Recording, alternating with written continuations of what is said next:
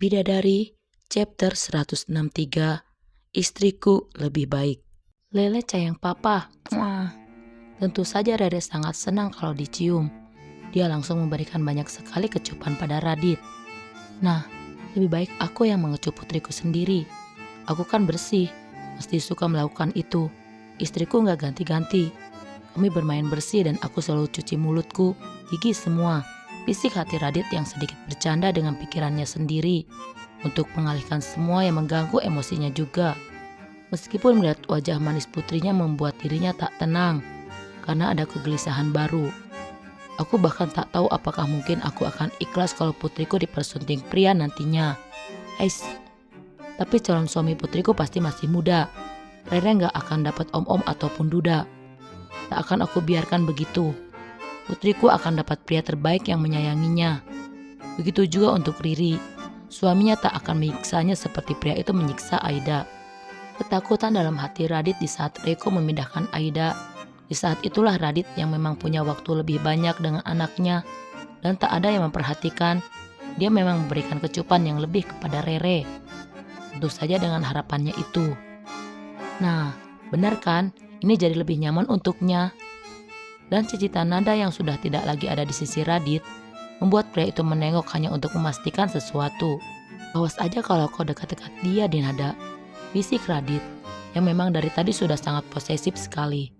Khawatirnya sangat besar, serasa takut akan dibawa pergi oleh Reiko. Dinada Aprilia terlihat lebih cantik daripada siapapun dan tentu saja lebih menarik daripada wanita itu. Wanita yang mukanya mirip dengan seseorang yang tidak mau aku ingat-ingat. Dia jelek, apalagi bagian depannya kecil begitu. Apa yang enak? Headnya pasti gak sesempit istriku, seru Radit.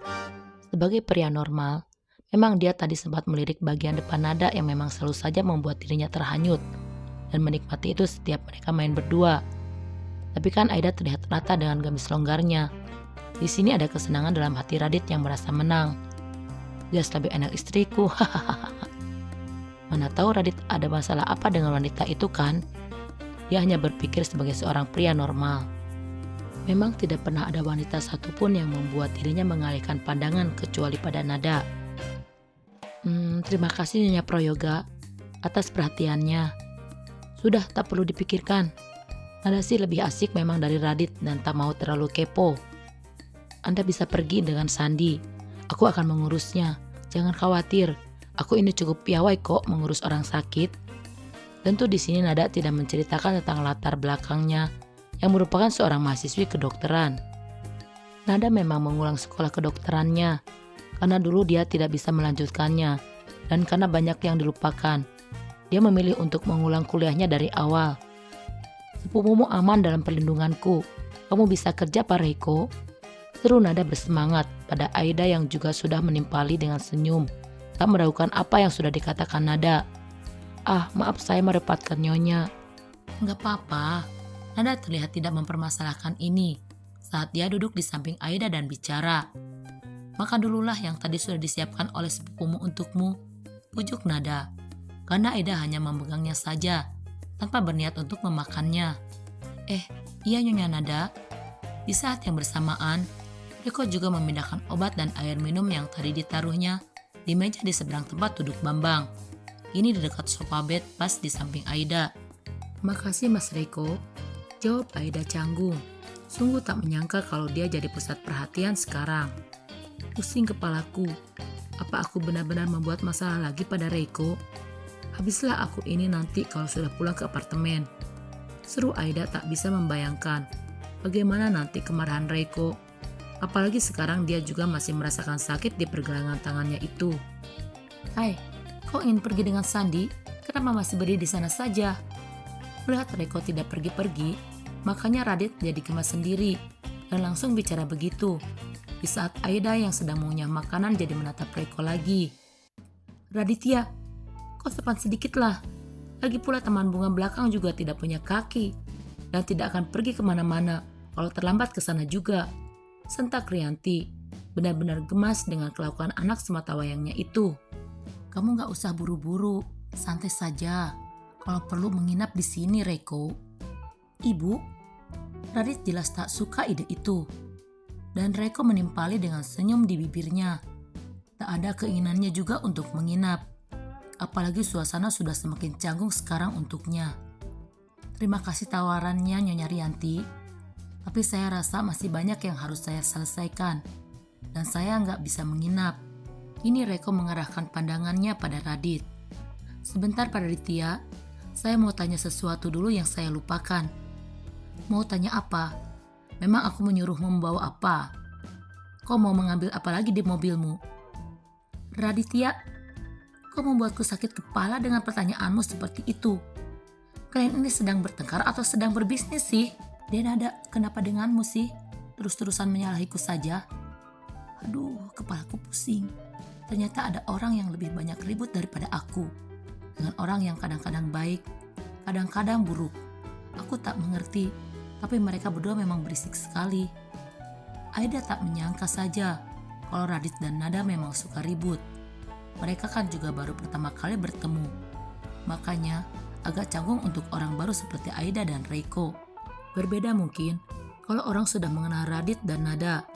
Mereka tidak akan masalah mau keduanya ribut pun, juga tak akan menggubris. Aku gak nyalahin, cuma kok bicara gak biasa Raditya. Tapi sebenarnya saya tidak ingin bertanya apa-apa pada Anda Tuan Raditya. Reiko tahu kalau diteruskan bisa-bisa dia tidak punya kesempatan bicara. Dan kedua orang itu pasti ribut. Makanya dia mencoba untuk menengahi. Haruskah aku bertanya sekarang? Tapi sejujurnya ada sesuatu di dalam hati Reiko yang tidak ingin melakukannya. Tidak di tempat itu. Lalu kau ingin bertanya pada siapa? Pada Sandi? Pada istriku? Sepupumu? Ibuku? Ayahku? Cobalah bicara yang jelas dan jangan buang waktuku. Kau tahu kau sudah membuang banyak sekali waktuku dan ini sudah lebih dari sejam. Raditya, kita kesini kan memang ingin buang waktu, ingin jalan-jalan dan gak ada yang urgen. Terus gak ada yang diburu-buru juga kan? Denada Aprilia, kenapa kau? Radit sudah mulai gemas.